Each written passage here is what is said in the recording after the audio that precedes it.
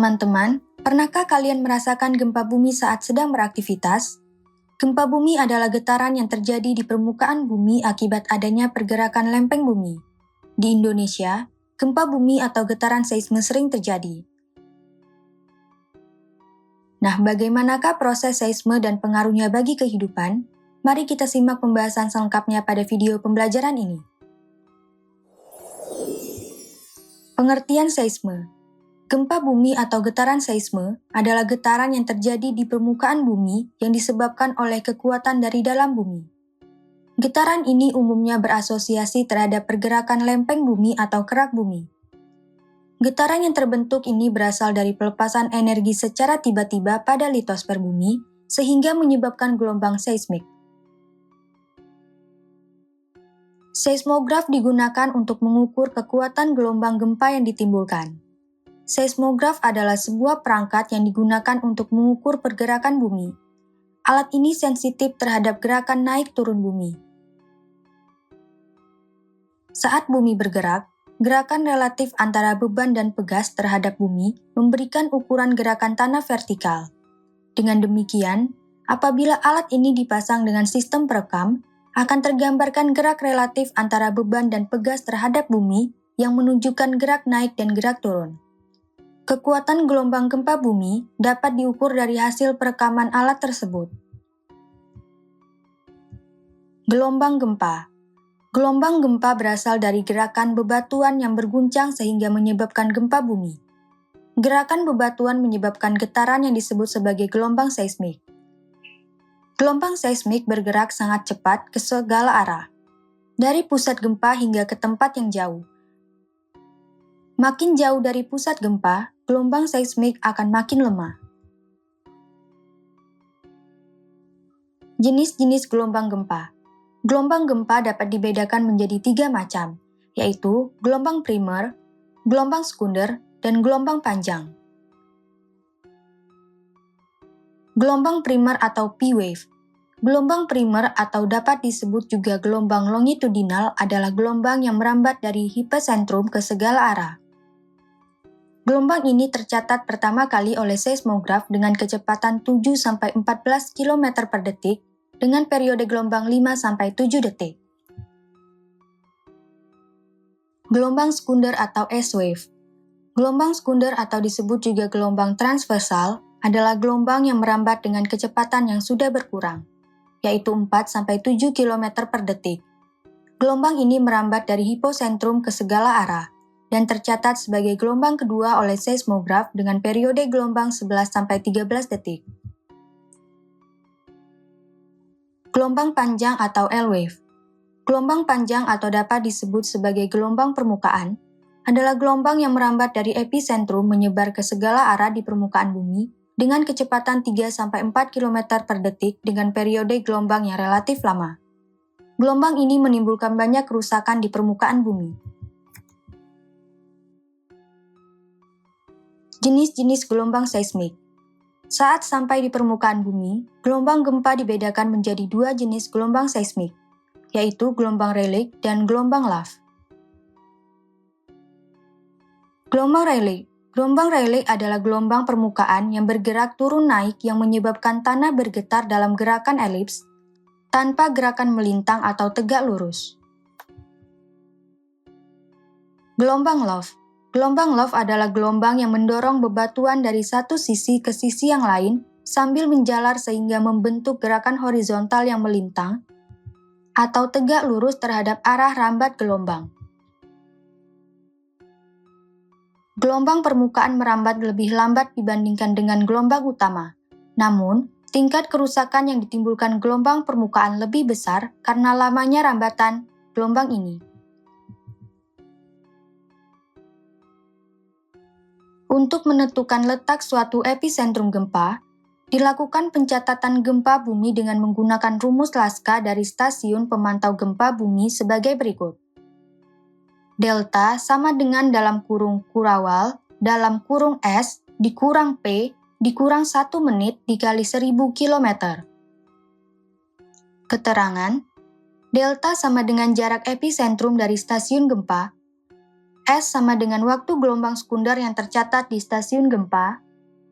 P sama dengan waktu gelombang primer yang tercatat di stasiun gempa. 1 menit sama dengan konstanta atau ketetapan. 1000 km sama dengan konstanta atau ketetapan. Penerapan rumus Laska dapat dilakukan pada contoh soal berikut. Terjadi peristiwa gempa bumi yang tercatat pada seismograf di stasiun BMKG Bandung, Jawa Barat, dengan gelombang longitudinal pada pukul 20:30 menit 40 detik, dan gelombang transversal pada pukul 20:32 menit 50 detik. Berapakah jarak epicentrum dari stasiun gempa? Diketahui, S sama dengan 20:32 menit 50 detik. P sama dengan 20:30 menit 40 detik. Berapakah jarak epicentrum dari stasiun gempa?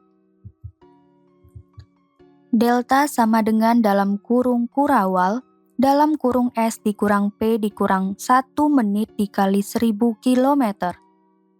Delta sama dengan 20:32 menit 50 detik dikurang 20:30 menit 40 detik dikurang 1 menit dikali 1000 km.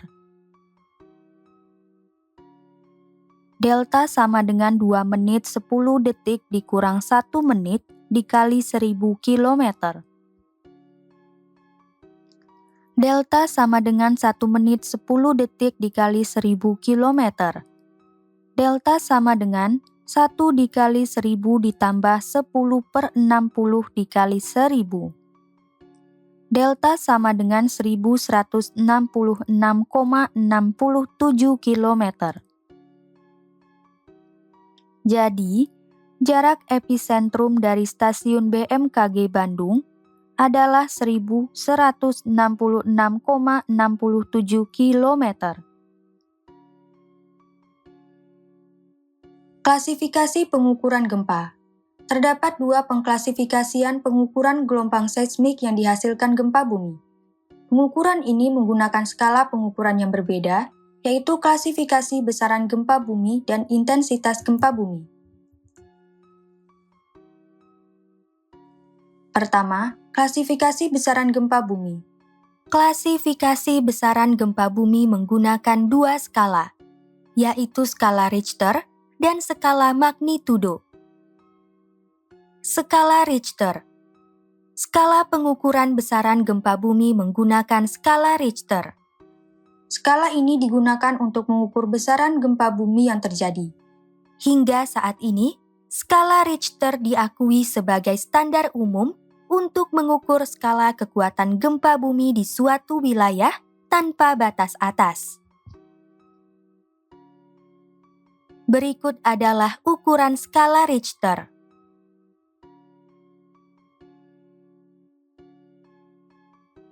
Skala magnitudo. Skala magnitudo diklaim lebih akurat untuk mengukur kekuatan gempa dibandingkan dengan skala Richter. Skala magnitudo dan skala Richter memiliki kesamaan dalam satuan ukur untuk menentukan kekuatan gempa. Namun, skala Richter lebih cocok untuk mengukur kekuatan gempa lokal. Sementara itu, skala magnitudo cocok untuk kedua, klasifikasi intensitas gempa bumi. Pengukuran intensitas gempa bumi dilakukan dengan menggunakan skala Mercalli. Skala ini digunakan untuk menunjukkan intensitas gempa atau mengukur pengaruh gempa terhadap tanah, gedung, dan manusia. Skala ini ditentukan berdasarkan kerusakan akibat gempa dan wawancara kepada para korban sehingga bersifat subjektif. Ukuran skala Mercalli adalah sebagai berikut.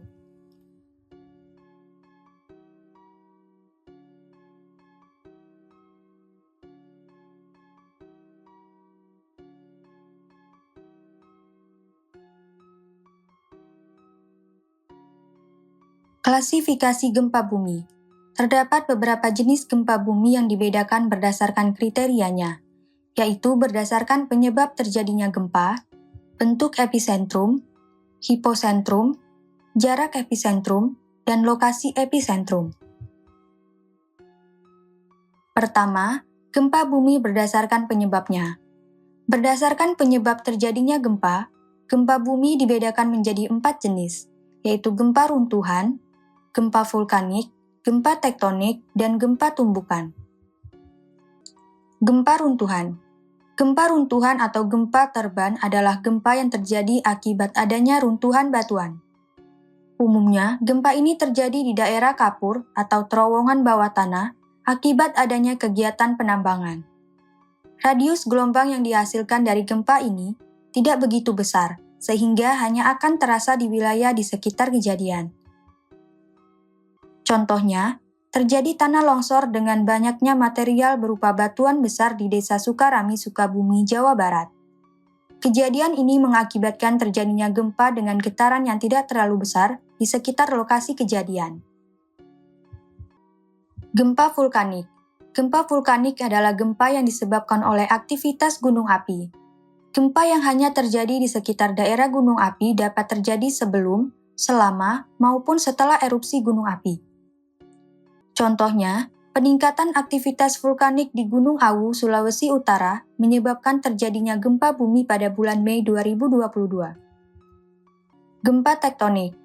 Gempa tektonik adalah gempa yang disebabkan oleh adanya kegiatan tektonik di dalam litosfer berupa pergeseran batuan tua yang berlangsung secara dislokasi. Gempa bumi ini terjadi di zona batas antara lempeng dan patahan, seperti pada sirkum Mediterania dan sirkum Pasifik. Gempa ini memiliki kekuatan yang sangat besar dan meliputi daerah yang sangat luas. Contohnya adalah gempa tektonik di pantai barat Sumatera, Provinsi Aceh yang berjarak 61 km dari barat kota Calang, Aceh, pada 12 Mei 2022. Gempa dengan kedalaman 57 km ini terjadi akibat adanya aktivitas subduksi. Hasil analisis mekanisme menunjukkan bahwa gempa bumi ini memiliki mekanisme pergerakan naik atau thrust fault. Gempa tumbukan. Gempa tumbukan adalah gempa yang terjadi akibat adanya meteoroid yang jatuh menabrak bumi. Gempa yang jarang terjadi ini memiliki kekuatan yang bervariasi dari kecil hingga besar. Contohnya adalah gempa akibat meteor yang menabrak bumi di Detroit, Amerika Serikat pada bulan Januari 2018. Akibat peristiwa ini, terjadi gempa Detroit dengan magnitudo 2,0. Kedua, gempa bumi berdasarkan bentuk episentrumnya. Gempa bumi dapat dibedakan berdasarkan bentuk episentrumnya. Epicentrum adalah titik gempa yang terekam di permukaan bumi. Titik yang berada di dalam bumi ini terletak tegak lurus di atas pusat gempa bumi. Gempa bumi jenis ini dibedakan menjadi dua macam, yaitu gempa linier dan gempa sentral. Gempa linier. Gempa linier adalah gempa yang episentrumnya berbentuk garis.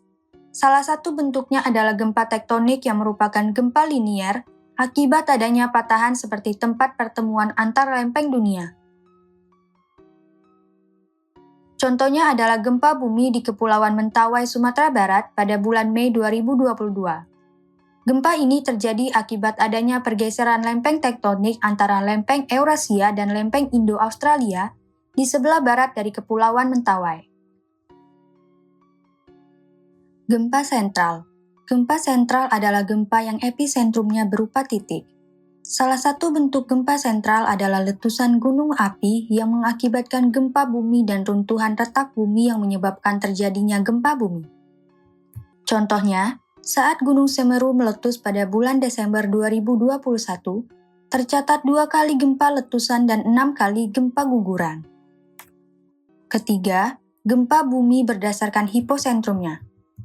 Gempa bumi juga dapat dibedakan berdasarkan hiposentrumnya. Hiposentrum adalah titik gempa yang terekam di bawah permukaan bumi. Berdasarkan hiposentrumnya, gempa bumi dapat dibedakan menjadi 3 jenis, yaitu gempa dangkal, gempa menengah, dan gempa dalam. Gempa dangkal. Gempa dangkal memiliki kedalaman hiposentrum kurang dari 60 km dari permukaan bumi. Gempa bumi dangkal umumnya menimbulkan kerusakan yang besar pada bangunan dan dapat memicu bencana lain seperti tanah longsor, likuifaksi, ataupun tsunami. Likuifaksi adalah perubahan material padat berupa sedimen atau tanah sedimen yang karakteristiknya berubah menjadi seperti cairan karena gempa. Contohnya adalah gempa berkekuatan 7,0 skala Richter yang mengguncang Kabupaten Kerinci Jambi pada tahun 2009. Gempa tersebut berada di 46 km sebelah tenggara kota Sungai Penuh dengan kedalaman 10 km. Gempa menengah. Gempa menengah memiliki kedalaman hiposentrum 60-300 km di bawah permukaan bumi. Gempa bumi menengah umumnya menimbulkan kerusakan ringan dan getaran yang dapat dirasakan. Contohnya adalah gempa berkekuatan 5,0 skala Richter di Sulawesi Utara dengan kedalaman 94 km, pusat gempa berada di 136 km sebelah barat Laut Molungane, Sulawesi Utara. Gempa dalam. Gempa dalam memiliki kedalaman hiposentrum lebih dari 300 km di bawah permukaan bumi. Gempa bumi dalam umumnya tidak terlalu berbahaya dan terkadang tidak terasa getarannya. Contohnya adalah gempa dalam di wilayah Laut Banda, Seram bagian barat, Maluku pada 10 Mei 2022 dengan kekuatan magnitudo gempa sebesar 5,4 di kedalaman 349 km. Tidak ada laporan kerusakan akibat gempa bumi ini. Keempat, gempa bumi berdasarkan jarak episentrumnya. Menurut jarak episentrumnya, gempa bumi dibedakan menjadi 3 jenis, yaitu gempa setempat, gempa jauh, dan gempa jauh sekali. Gempa setempat. Gempa setempat atau gempa lokal adalah gempa yang jarak episentrumnya kurang dari 10.000 km dari stasiun pencatat gempa. Gempa jauh. Gempa jauh adalah gempa yang jarak episentrumnya sekitar 10.000 km dari stasiun pencatat gempa. Gempa jauh sekali. Gempa jauh sekali adalah gempa yang jarak episentrumnya lebih dari 10.000 km dari stasiun pencatat gempa. Contohnya, gempa bumi yang menyebabkan tsunami di Aceh memiliki magnitudo 9,3 dengan kedalaman sekitar 10 km di dasar laut. Di Indonesia, gempa ini tergolong sebagai gempa setempat karena jarak episentrumnya kurang dari 10.000 km. Namun, jika dihitung jaraknya dari Spanyol, gempa ini tergolong sebagai gempa jauh karena jarak episentrumnya sekitar 10.000 km. Sementara itu, di Panama, gempa ini tergolong sebagai gempa jauh sekali karena jarak dari episentrumnya lebih dari 10.000 km. Kelima, berdasarkan letak pusat gempa atau lokasi episentrumnya. Berdasarkan letak pusat gempa atau lokasi episentrumnya, gempa bumi dapat dibedakan menjadi 2 jenis, yaitu gempa laut dan gempa darat. Gempa laut. Gempa laut adalah gempa yang episentrumnya terletak di dasar atau permukaan laut. Gempa jenis ini berpotensi menimbulkan tsunami. Contohnya adalah gempa bermagnitudo 5,2 dengan jarak 47 km sebelah tenggara dari Kepulauan Selayar, Sulawesi Selatan di kedalaman 10 km. Gempa yang tidak berpotensi tsunami ini terjadi pada bulan April 2022. Gempa darat. Gempa darat adalah gempa yang episentrumnya terletak di daratan. Contohnya adalah gempa bumi yang mengguncang Jayapura, Papua pada bulan Mei 2022. Gempa dengan magnitudo 5,3 ini berpusat di kedalaman 90 km dan 8 km sebelah tenggara dari Kabupaten Jayapura, sehingga digolongkan sebagai gempa darat berdasarkan letak gempanya. Pengaruh gempa bagi kehidupan. Gempa adalah salah satu tenaga endogen yang memengaruhi bentuk muka bumi, sehingga berdampak langsung pada deformasi lapisan bumi. Gempa mempunyai dampak yang sangat besar bagi makhluk hidup atau lingkungan di sekitarnya. Kerusakan yang ditimbulkan oleh gempa bumi dipengaruhi oleh beberapa faktor, seperti kekuatan gempa, letak hiposentrum, struktur tanah, dan struktur bangunan. Makin dekat jarak pusat gempa dari permukaan bumi, dampak yang diakibatkan akan makin besar. Di permukaan bumi, dampak gempa bumi tidak hanya berpengaruh terhadap lingkungan fisik, tetapi juga berpengaruh terhadap kehidupan sosial masyarakat.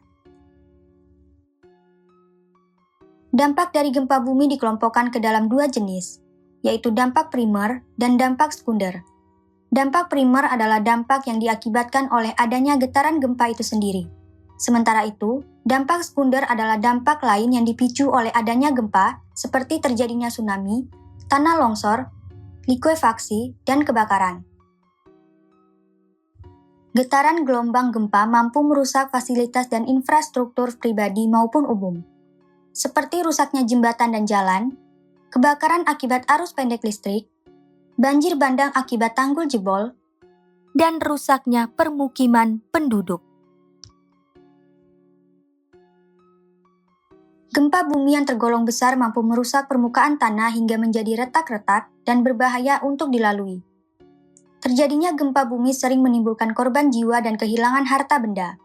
Di sisi lain, gempa bumi juga mampu memicu bencana lain seperti terjadinya tanah longsor dan tsunami. Gempa bumi menjadi salah satu faktor pemicu tsunami. Tsunami adalah gelombang pasang laut yang menerjang daratan dengan cepat dan memiliki jangkauan yang luas.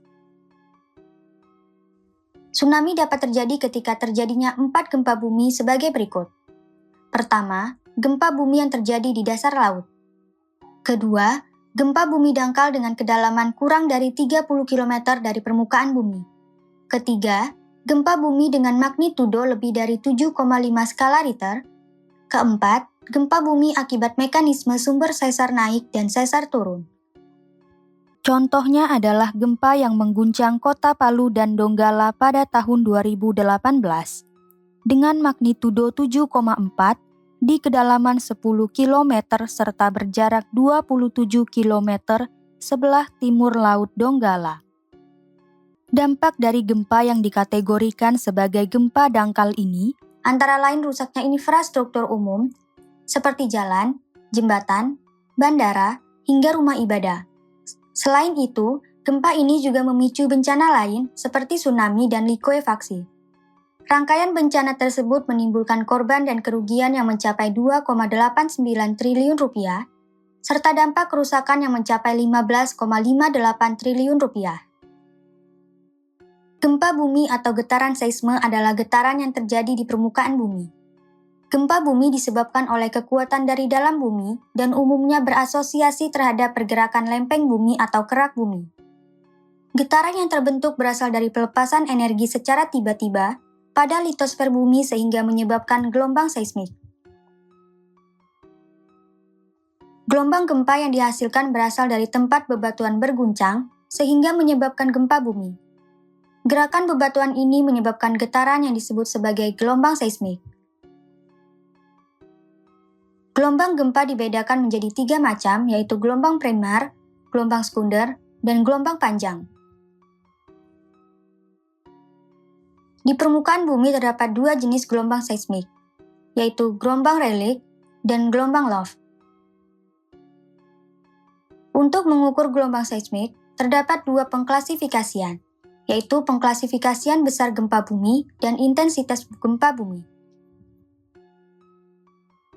Gempa bumi dapat dibedakan berdasarkan kriterianya, yakni sebagai berikut. Pertama, berdasarkan penyebab terjadinya gempa. Gempa bumi dibedakan menjadi gempa runtuhan, gempa vulkanik, gempa tektonik, dan gempa tumbukan. Kedua, berdasarkan bentuk episentrumnya. Gempa bumi dibedakan menjadi gempa linier dan gempa sentral. Ketiga, berdasarkan hiposentrumnya. Gempa bumi dibedakan menjadi gempa dangkal, gempa menengah, dan gempa dalam. Keempat, berdasarkan jarak episentrumnya, gempa bumi dibedakan menjadi gempa setempat, gempa jauh, dan gempa jauh sekali. Kelima, berdasarkan letak pusat gempa, gempa bumi dibedakan menjadi gempa laut dan gempa darat. Getaran gelombang gempa mampu merusak fasilitas dan infrastruktur pribadi maupun umum. Retaknya permukaan tanah, serta dapat memicu bencana lainnya, seperti tanah longsor, tsunami, dan likuifaksi.